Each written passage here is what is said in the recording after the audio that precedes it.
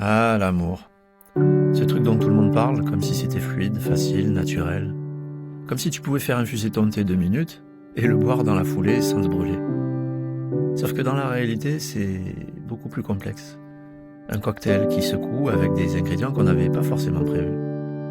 Comme la peur, la colère ou cette carapace qu'on s'est forgée pour survivre, pour se protéger. Et puis, il y a ce mythe de la fluidité. L'amour doit couler sans effort. C'est beau sur le papier, hein. Et dans le concret, c'est un travail d'équipe. Une danse parfois maladroite, tu sais, celle où on se marche un peu sur les pieds et pourtant on continue parce que c'est ce partenaire qu'on a choisi. À force d'essayer d'être parfait, d'effacer nos aspérités, on finit par oublier que ce sont nos blessures, nos failles, nos colères, nos espoirs, toutes ces choses qui nous rendent humains et uniques qui font notre force.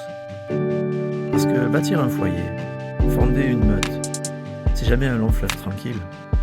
C'est faire de la place aux différences, au silence, aux doutes. Parfois, il faut juste accepter que ça prenne du temps, que ce soit pas toujours fluide. Comme quand tu pars faire un trail en terre inconnue, parfois tu te perds, tu trébuches, tu t'écorches. Alors tu respires un bon coup et tu avances. D'autres fois, c'est prendre le risque de repartir à zéro, de trouver la force ensemble au milieu du chaos, ou encore en remettre son armure pour protéger ce qu'on a construit. L'amour, c'est ce refuge, ce feu, là où même avec sa carapace, on se sent en sécurité pour poser les armes. Alors toi, dans tout ça, toi qui crois devoir tout maîtriser, qui cache ce qui bouillonne à l'intérieur, je te le dis, lâche prise. Ne cherche pas la perfection ni la performance, ne te presse pas. Sois juste toi, humain, entier, avec tes hauts et tes bas, tes silences et tes cris intérieurs.